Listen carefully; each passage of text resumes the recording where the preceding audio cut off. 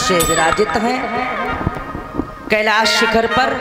और भगवान भोलेनाथ जैसी गृहस्थी संसार में किसी देवता की नहीं है। इसीलिए हमारे यहाँ प्रत्येक गृहस्थ धर्म में ये नियम है कि हर गृहस्थी को भगवान भोलेनाथ की पूजा करनी चाहिए। भगवान भोलेनाथ और देवी पार्वती की पूजा जहाँ होती है वहाँ मंगल ही मंगल होता है। कारण क्या है?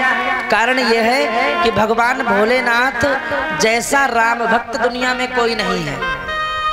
राम की भक्ति करने के लिए अपनी पत्नी सती को भी छोड़ दिया, मर्यादा टूट ना जाए इसलिए। भगवान भोलेनाथ ने देवताओं का कष्ट हरने के लिए हलाहल नाम का विष पी लिया। ऐसा कोई देवता नहीं हो सकता है। आपसे कोई कहे कि सुनो हमारे कल्याण के लिए तुम विष पी लो, तो पी लोगे क्या? पी लोगे परीक्षित जी? कोई आपसे कहे कि सुनो विष पी लो हमारे बदले में, पी लोगे? नहीं पियोगे। लेकिन भगवान भोलेनाथ ने विष पी लिया देवताओं की रक्षा के लिए जब समुद्र मंथन में से विष निकला था। और आप देखिए गौर से भगवान भोलेनाथ के परिवार को। गणेश जी की सवारी है चूहा और कार्तिकेय की सवारी है मोर। मोर चूहे को खा लेता है, अथवा भगवान शंकर के गले में सर्प रहते हैं और कार्तिकेय की सवारी मोर है। मोर और सर्प का बैर होता है, लेकिन वहां बैर नहीं है, प्रेम से रहते हैं। अच्छा एक बात बताओ, जहां शेर रहता हो वहां कोई और पक्षी रह सकता है जीवित? सिंह की सवारी है माता पार्वती जी की, लेकिन पार्वती जी का सिंह भगवान भोलेनाथ के बैल के साथ प्रेम से रहता है। एक ही घर में बैल भी रहता है और सिंह भी रहता है, चूहा भी रहता है, मोर भी रहता है, सर्प बिच्छू सब रहते हैं। कोई किसी से कभी लड़ाई झगड़ा नहीं करता है। और पार्वती माता जी परम सुंदरी हैं और भगवान भोलेनाथ जटाजूट धारण किए हुए मस्त रहते हैं, लेकिन कभी लड़ाई नहीं होती है। ऐसी भगवान भोलेनाथ की गृहस्थी है। 2 बेटे हैं, कार्तिकेय और गणेश जी। हमारे यहाँ ऐसी परंपरा है कि जिसे अपने जीवन में अच्छे वर की प्राप्ति करनी हो वो माता पार्वती का पूजन नियम से करे, अच्छे वर की प्राप्ति होती है। जिसे पुत्र प्राप्त ना हो रहा हो भगवान भोलेनाथ का सोमवार व्रत रखे, उनकी पूजा करे तो पुत्र प्राप्ति होती है। जिसके जीवन में कभी सुख शांति ना रहती हो भगवान गणेश का पूजन करे, अशांति दुख दूर हो जाएगा, जीवन के विघ्न दूर हो जाएंगे। ऐसा भगवान भोलेनाथ का परिवार जहाँ गणेश जी की भी पूजा होती है, कार्तिकेय की भी पूजा होती है, देवी पार्वती की भी पूजा होती है और भगवान भोलेनाथ की भी पूजा होती है, पूरे घर की पूजा होती है, ऐसा परिवार। और हमारे यहाँ हमारी पूजा हमारी बहू नहीं करती है, हमारे बच्चे हमारे पैर नहीं छूते हैं। ऐसी हमारा परिवार होता चला जा रहा है। अरे पैर छूने की तो कौन कहे, भाई भाई से बोलने को तैयार नहीं, देवरानी जेठानी से मशकने को तैयार नहीं। ऐसा आजकल का जीवन हो गया है, कोई किसी को देखे नहीं भाता है। कथा में बैठे हो आपस में प्रेम करो, परिवार में भी प्रेम की धारा प्रवाहित करो, तभी कथा सुनने का पूरा आनंद है। अब आइए, आज तीसरा दिन है कथा का। अभी राम जी का जन्म भी नहीं हो पाया तो राम कथा कैसे होगी? प्रसंग तो कहना ही पड़ता है समयानुसार। भगवान भोलेनाथ विराजमान हैं। एक दिन भगवान भोलेनाथ अपने महल से निकल करके और वट वृक्ष के नीचे विराजित हुए। वट वृक्ष आप लोग जानते हैं किसे कहते हैं? आपको मालूम है वट वृक्ष किसे कहते हैं? बिटिया किस क्लास में पढ़ती हो बताओ? छोटे छोटे बच्चों को इंग्लिश मीडियम में पढ़ाया जाता है तो उन्हें पेड़ पौधे भी नहीं मालूम कि नीम का पेड़ कौन सा होता है, बरगद का पेड़ कौन सा होता है, गूलर का पेड़ कौन सा होता है। ऐसी दुनिया रंगीन हो गई है। एक दिन हमारे भैया ज्ञानी जी एक पेड़ को देखा, बोले गुरुजी जौका आए, हमने जो शिष्या आए तुम्हें नहीं मालूम। शिष्या को नहीं पहचान पाए। पूरी प्रकृति में ये वनस्पतियां इतनी भरी हुई हैं, इनमें बहुत शक्ति है वनस्पतियों में, लेकिन पहचानना मुश्किल। एक बार हमारी शहर की एक बहन जी आई गांव में, और गेहूं की फसल खड़ी, और उन्हें पता नहीं है गेहूं है। हमसे बोली गौरव भैया, हमने हाँ कहा गन्ना तुम्हारे यहाँ बहुत बड़ा बड़ा होता है। हमने ये गन्ना नहीं गेहूं है। कहने का तात्पर्य अपनी प्रकृति को जानो, अपनी चीजों को जानो। आजकल लोगों को हिंदी के महीने नहीं मालूम, अरे हिंदी की वर्णमाला नहीं लोगों को मालूम है। बट का जो वृक्ष होता है जिसे बरगद कहते हैं, जितने भी वृक्ष होते हैं देव वृक्षों में इसकी गिनती आती है, और सबसे ज्यादा उम्र इस बट वृक्ष की होती है। हमारे गांव में एक बट वृक्ष खड़ा है जो कम से कम हजारों वर्ष पुराना है। उसके नीचे कम से कम हजारों लोग बैठ सकते हैं, इतना उसका विस्तार है। अब आपको क्या बताएं, समाधि बाबा पर आपके यहाँ भी बट वृक्ष खड़ा है जहाँ कई लोग बैठ सकते हैं उसकी छाया में, और बरसों पुराना होगा। आप लोगों ने देखा होगा तो वैसे ही होगा जैसा आज है। क्यों बाबा, बहुत पुराना है ना। तो बट वृक्ष के नीचे भगवान भोलेनाथ विराजित हुए। बट वृक्ष भगवान शिव का ही प्रतीक माना जाता है, और सबसे ज्यादा सघन छाया बट वृक्ष की होती है।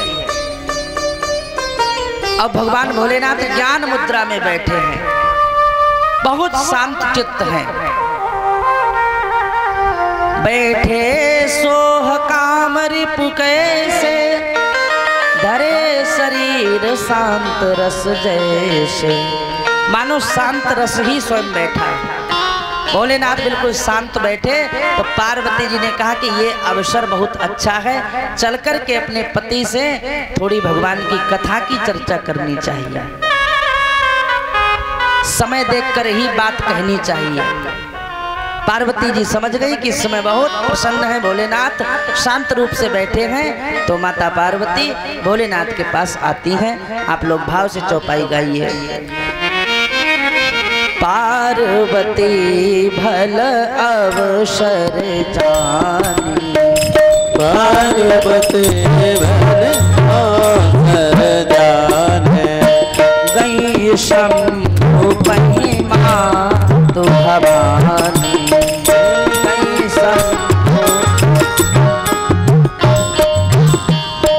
पार्वती भल अवसर जानी, पार्वती भल अवसर जाने, गई शंभु महिमा तो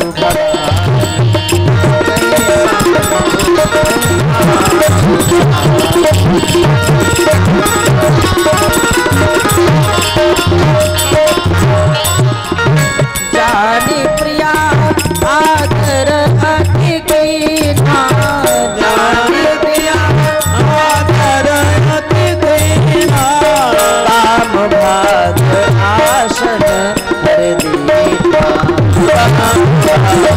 आसन भर दीना, काम भाग आसन भर दीना, काम भाग आसन भर दीना। माता पार्वती भोलेनाथ के पास गई।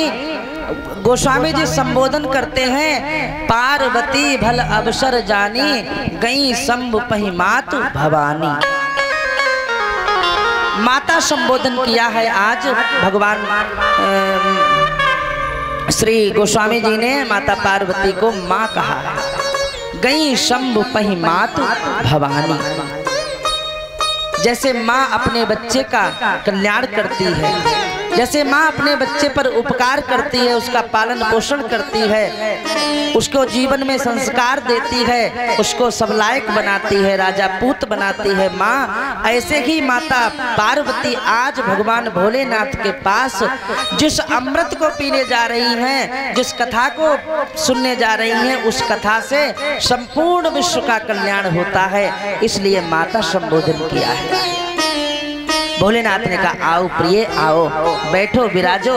वाम भाग में माता पार्वती जी विराजित हो गई। देखिए अपने घर में पुरुषों के लिए हमारी बात है, कभी कभी अपनी पत्नी को इतना सम्मान दे दो कि उन्हें लगे कि हमसे ज्यादा आदर ये किसी का करते ही नहीं। कभी कभी जब आपको लगे कि अब बहुत अच्छे से हमारी घर गृहस्थी चल रही है, तो अपनी पत्नी से मीठी मीठी बातें कर लो। अरे आओ, तुम तो हर समय व्यस्त रहती हो, बैठो हमारे पास, बताओ आज क्या तुम खाओगी, क्या तुम्हारे लिए कहाँ की रबड़ी ले आए, कहाँ की रसगुल्ले ले आए, बताओ मैगलगंज चले जाए रसगुल्ला लेने, बताओ खुदागंज की खुरचन ले आए, तुम्हारी इच्छा हो तो मथुरा के पेड़ा ले आए, बताओ क्या खाओगी आज, बताओ चाउमीन ले आए। आजकल नई बहू में चाउमीन डोसा इडली बर्गर बहुत खाते हैं, इसलिए शरीर भी बिल्कुल चाउमीन की तरह हो गया है। पहले बहू में आती थी, कदम रखती थी, छम छम करके बढ़िया अच्छा लगता था, और अब तो इडली डोसा खा के बिल्कुल पतली हो गई है, सांस लेना मुश्किल है। कभी कभी अपने घर में अपनी पत्नी से बहुत प्रेम से बात करो, कहो प्रिय क्या तुम्हारी इच्छा है। और पत्नी का भी ये धर्म है कि हर समय पति से गुस्से में बात ना करो, हर समय आदेश ना करो, कभी कभी प्रेम से बैठ कर भी बातें कर लिया करो, कभी कभी प्रेम से बैठ करके अपने दिल की हृदय की बातें कर लिया करो, उससे मन थोड़ा हल्का हो जाता है। पति पत्नी का बहुत प्रेम का रिश्ता होता है, इससे ज्यादा प्रेम किसी रिश्ते में नहीं होता है। शंकर जी ने कहा देवी बताओ क्या तुम्हारी आज इच्छा है, मैं बहुत प्रसन्न हूँ। शंकर जी ने कहा, पार्वती जी ने कहा हे स्वामी आपकी विश्वनाथ उपमा है, आप संसार के नाथ हैं, हमारे भी आप नाथ हैं, हमारे भी स्वामी हैं, हमारी एक इच्छा है। क्या? वो इच्छा हमारी ये है कि पिछले जन्म में सती रूप से जब मेरा जन्म हुआ था, आपकी मैं अर्धांगिनी बनी थी, कथा सुनने गई अगस्त्य जी के यहाँ, मैंने कथा ठीक से सुनी नहीं, मुझे थोड़ा मोह हो गया, मैंने परीक्षा ली मर्यादा पुरुषोत्तम भगवान श्री राम की, परीक्षा में भी मैं असफल हो गई। अब मेरे हृदय में पुनः उन्हीं राम जी को जानने की अभिलाषा है। वो राम कौन है जिनका आप दिन रात स्मरण करते हो, जिन्हें आप दिन रात याद करते हो? वो राम जी जो कण कण में व्याप्त हैं, जिनकी सत्ता पूरे ब्रह्मांड में है, 14 भुवनों में है, संत ऋषि मुनि महंत जिनका रात दिन स्मरण करते हैं, वो परमात्मा वो प्रभु कौन है, ये मैं आपसे पूछना चाहती हूँ। पार्वती जी ने भोलेनाथ से प्रश्न किया है, राम कवन प्रभु पूछूं तो ही,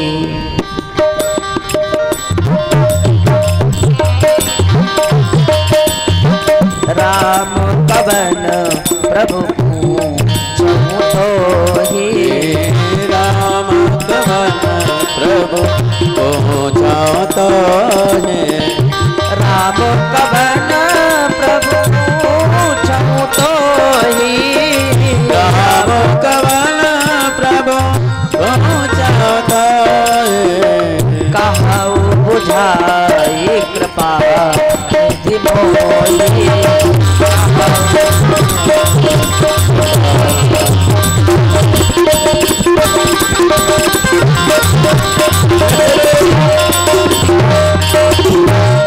पार्वती जी ने कहा भोलेनाथ राम जी कौन है जिनको आपने सच्चिदानंद कह करके प्रणाम किया, जो दंडकारण्य में अपनी पत्नी को रोते हुए खोज रहे थे, मुझे आप उनकी पूरी कथा सुनाओ कि राम जी हैं कौन। पार्वती जी ने भोलेनाथ से कई प्रश्न किए। प्रभु पुनि प्रभु कहाहु राम अवतारा। राम जी के अवतार की कथा हमें सुनाइए।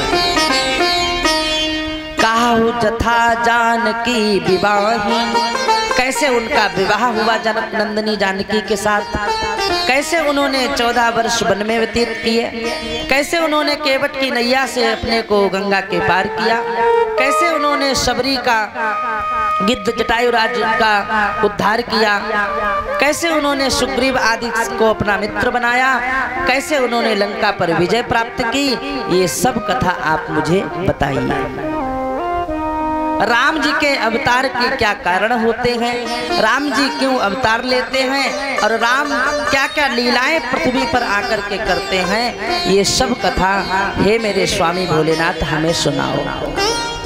पार्वती जी ने कथा पूछी है और भगवान भोलेनाथ उत्तर दे रहे हैं। देवी पार्वती सुनो, इस पृथ्वी पर जब जब धर्म घटता है अधर्म बढ़ता है, जब जब पृथ्वी पर संत जनों को अपना भजन पूजन करने में कष्ट होने लगता है, जब जब स्त्री की बेटी की मर्यादा तार तार होने लगती है, जब जब पृथ्वी पर संतों के जीवन में, भक्तों के जीवन में, गाय के जीवन में, गंगा के जीवन में जब जब सनातन धर्म पर अत्याचार होता है, जब जब भक्तों पर कष्ट आते हैं, तब तब भगवान किसी न किसी रूप में आकर के जन्म लेते हैं। जब धर्म को मानने वाले लोग नहीं रह जाते हैं, जब वेद पुराण शास्त्र के अनुसार चलने वाले लोग नहीं रह जाते हैं, जब सब जगह सर्वदा अधर्म का अनाचार का बोलबाला हो जाता है, असत्य का, अनाचार का, पापाचार का जब व्यभिचार का वातावरण बन जाता है, तब भगवान का अवतार होता है। भगवान श्रुति सम्मत धर्म को स्थापित करते हैं और अपने भक्तों की रक्षा करते हैं। विप्रधेन सुर संत हित भगवान मनुष्य का रूप धारण करते हैं। भगवान भोलेनाथ देवी पार्वती को कथा सुनाते हुए कहते हैं, देवी सुनो, मैं आपको राम जी के अवतार की कथा सुनाता हूँ, आप लोग भी भाव से सुनिए। भगवान भोलेनाथ कहते हैं, जब जब होई धर्म के हानि, जब जब होई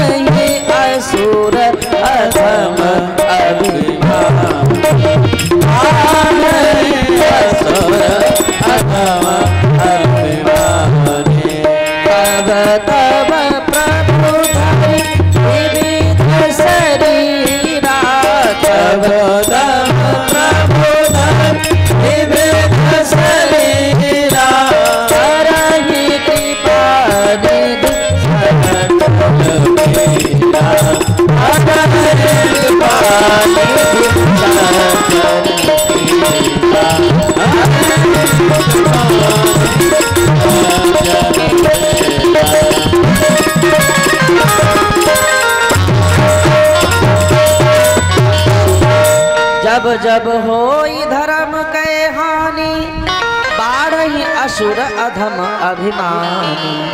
जब जब दैत्यों का अनाचार अत्याचार बढ़ता है, धर्म की हानि होती है, कोई सत्य बोलने वाला नहीं, कोई धर्म करने वाला नहीं, कोई कथा सुनने वाला नहीं, कोई भक्तों का संतों का आदर करने वाला नहीं, हर जगह जब अनाचार का प्रभाव हो जाता है, अधर्म फैल जाता है दुनिया में, तब भगवान अवतार लेते हैं। तब प्रभुधरि विविध शरीरा, अनेक रूप धारण करके भगवान आते हैं। जैसे आपको मैं एक उदाहरण दूं, आप जा रहे हैं अलीगंज, रास्ते में आपका एक्सीडेंट हो गया, एक्सीडेंट हो गया, तुरंत ही कोई आ गया, उसने आपको गाड़ी में बैठाया, अस्पताल ले गया और आप ठीक हो गए, तो समझ लो भगवान ही किसी न किसी रूप में आ गए। आपके घर में कन्या का विवाह है, पैसे की व्यवस्था नहीं है, और किसी न किसी रिश्ते नातेदार मित्र ने आकर के आपसे कहा कि सुनो, तुम चिंता ना करो, जो जरूरत हो हमें बताओ, हम तुम्हारी सहायता करेंगे। समझ लो भगवान ही उसके रूप में आ गए। आप आपका कोई काम नहीं बन रहा है, अब किसी न किसी रूप में कोई आया, उसने कहा सुनो तुम्हारा काम हम कर देंगे, तो समझ लो प्रभु ही किसी रूप में आ गए हैं। हमारी समस्या का समाधान कहीं ना हो रहा हो और अचानक से समस्या का समाधान प्रस्तुत हो जाए, तो समझ लो भगवान ही हमारी सहायता करने के लिए आ गए। अस्पताल में आप भर्ती हो, 50,000 रुपए की जरूरत है, कोई देने वाला नहीं, और अचानक किसी का फोन आ जाए कि भैया चिंता ना करो हम पैसे लेके आ रहे हैं, समझ लो वो मित्र नहीं, वो तुम्हारा कोई रिश्तेदार नहीं, वो भगवान ही उसके अंदर ऐसी प्रेरणा करके रिश्तेदार के रूप में आ गए। पहले तो भगवान धराधाम पर धर्म की स्थापना करने के लिए संतों को भेजते हैं। आपके यहाँ भी हमारे स्वामी विष्णुदेव जी महाराज परम पूज्य, उन्होंने धर्म की स्थापना की। पूरा गांव उनका शिष्य है। उनका एक स्थान लीलापुर में भी है, फरुखाबाद जिले में, वहां भी उन्होंने धर्म की स्थापना की। आज भी वहां आश्रम है, उनका कथाएं होती रहती हैं। यहाँ भी आश्रम है विश्वनाथ धाम से, और ऐसे हजारों संत पृथ्वी पर धर्म की स्थापना करने के लिए प्रभु के नाम की गंगा की धारा बहाते हैं, लोगों को अच्छे मार्ग पर लगाते हैं। तो ये भगवान के ही रूप होते हैं। जो आपको अच्छे मार्ग में लगाए वो प्रभु का ही स्वरूप है, वो प्रभु का ही विशेष अंश है। जैसे गांव में झगड़ा हो जाए, पहले पुलिस वाले आते हैं, पुलिस वालों से ना निपटे तो दरोगा आता है, दरोगा से ना निपटे तो एसपी, एसपी से ना निपटे तो डीएम, और डीएम के भी बस की नहीं रहती है तो सीधे सीएम आते हैं। ऐसे ही पहले संत जाते हैं व्यवस्था संभालने के लिए। जब संतों से नहीं संभलती है तब भगवान ही किसी न किसी रूप में आते हैं। पूरी पृथ्वी पर अनाचार का वातावरण फैल गया है। करोड़ों वर्षों से रावण का राज्य है। किसका राज्य? रावण का। रावण कोई दैत्य नहीं है, रावण ब्राह्मण कुल में जन्मा है, लेकिन इसने अपने कर्म दैत्यों जैसे बना लिए हैं पूर्व जन्म में। तो रावण के अत्याचार से पूरी पृथ्वी भयाक्रांत है। कहीं कोई धर्म नहीं हो रहा है, देवता कंदराओं में छिपे बैठे हैं। पूरी पृथ्वी पर गौ माता बड़ी परेशान है, गंगा का जल सूख रहा है, गौ माता रो रही है, नेत्रों से आंसू आ रहे हैं। कहीं कोई धर्म की आवाज सुनाई नहीं दे रही है, जय जयकार प्रभु के नाम की नहीं हो रही है। हर जगह रावण की जय जयकार हो रही है। और रावण ने आदेश किया है कि जहाँ जहाँ गौशाला हो, धर्मशाला हो, विप्रशाला हो, वेदशाला हो, वहां जा जा करके आग लगा दो। देवता लोग कंदराओं में छुप करके बैठ गए। कहीं कोई धर्म का सुनने वाला नहीं। पृथ्वी आई ब्रह्मा जी के पास, कहा प्रभु हे ब्रह्मा जी, रावण के भय से अब जिया जाता नहीं। अब तो रावण के कारण पृथ्वी पर कहीं कोई हवन, कहीं कोई कथा, कहीं कोई सत्संग, कहीं कोई शुभ कर्म नहीं हो रहा है। इसका सब जगह अनाचार फैला है, अत्याचार फैला है। आप रक्षा करें। प्रभु कब अवतार लेंगे, कब पृथ्वी पर दैत्यों को मार करके धर्म की स्थापना करेंगे? जो महात्मा यज्ञ करते हैं उनका रावण खून खिंचवा लेता है। हड्डियों के ढेर लगा दिए हैं दंडकारण्य में महात्माओं को मार मार करके। प्रभु कब भगवान अवतार लेंगे? ब्रह्मा जी ने कहा सुनो, भगवान तो अवतार लेने के लिए 24 घंटे तैयार रहते हैं। जब भक्त करुण पुकार से पुकारता है भगवान आ जाते हैं। गज ने पुकारा भगवान को तो तुरंत आ गए। द्रौपदी ने पुकारा तुरंत आ गए। कुब्जा ने पुकारा तुरंत आ गए।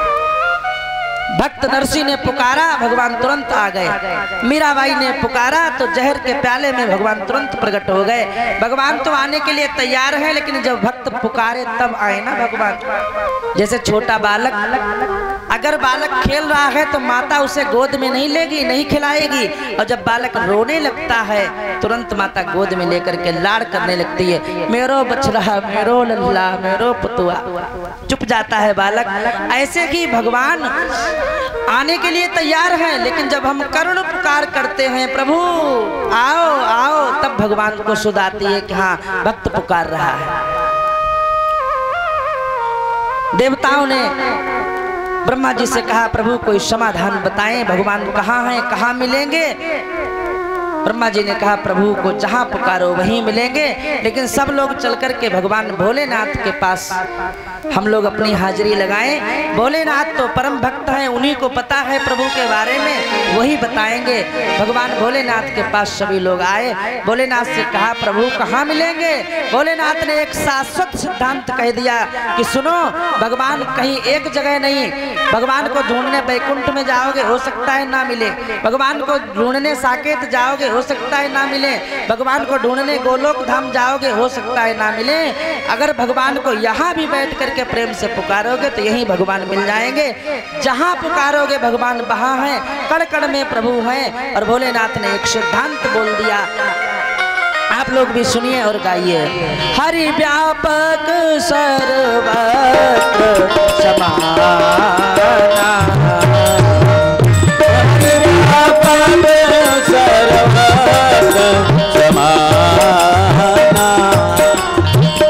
हरि व्यापक सर्वत्र समाना, प्रेम प्रकट होई मैं जाना,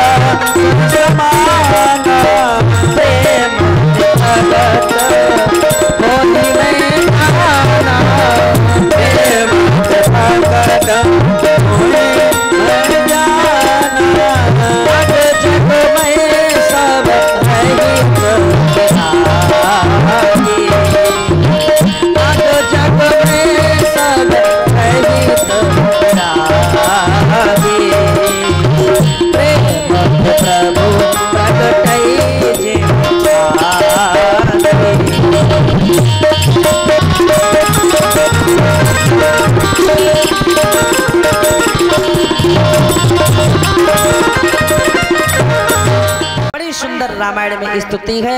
आप लोग भी यहाँ बैठ करके प्रभु को पुकारो। भगवान को जब भक्त पुकारते हैं तो भगवान रह नहीं पाते हैं, तुरंत उसकी पुकार सुनने के लिए दौड़ पड़ते हैं। भाव से सभी लोग गाएंगे। जय जय सुर नायक जन सुखदायक प्रणत पाल भगवान। जय जय सुर नायक जन सुखदायक प्रणत पाल भगवान। सब लोग भाव से गाइए। जय हितकारी जय असुरारी सिंह सुता प्रिय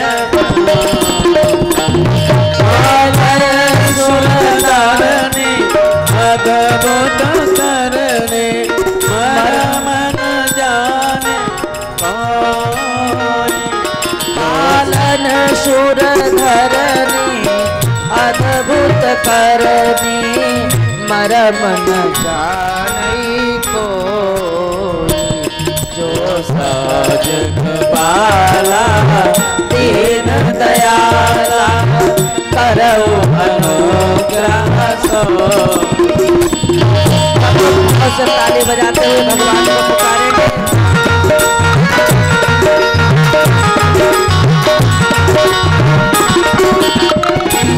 जय जय सुरनायक जन सुखदायक प्रणत पाल भगवान। जय जय अविनाशी सब घटवासी व्यापक परमात्मा।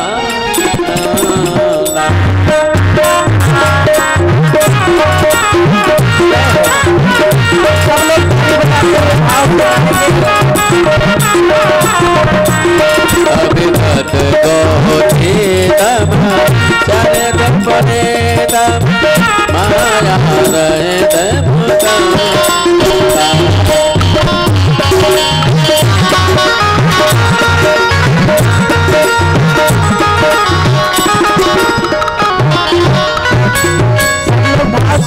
ऊपर को हाथ उठा लो आप।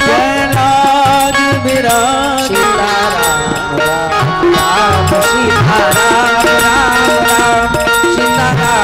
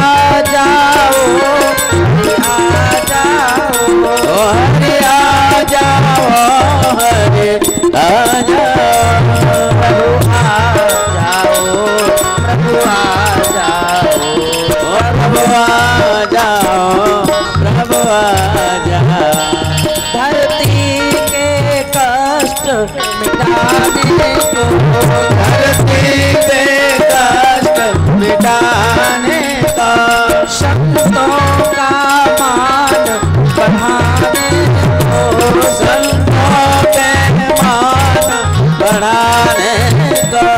हरि आ जाओ, हरि आ जाओ, प्रभु आ जाओ, प्रभु आ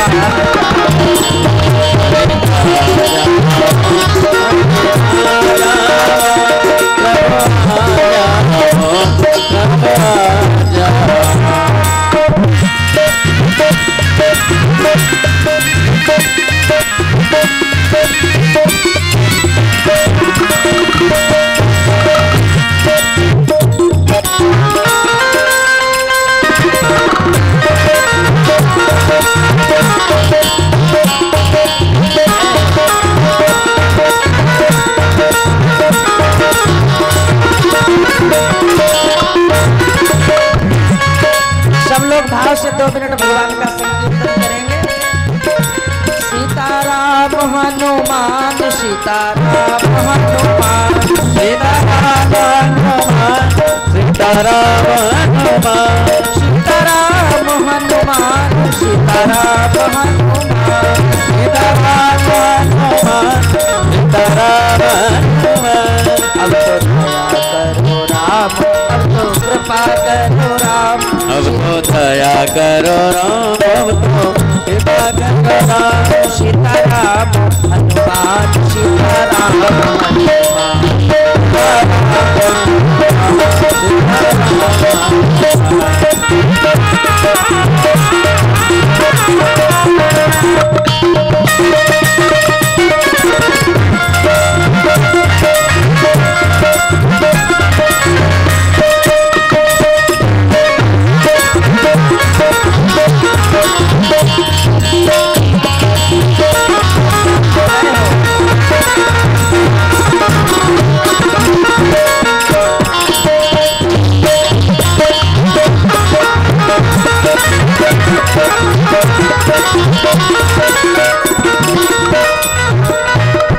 देवताओं ने रुद्रलोक में भगवान शिव के सानिध्य में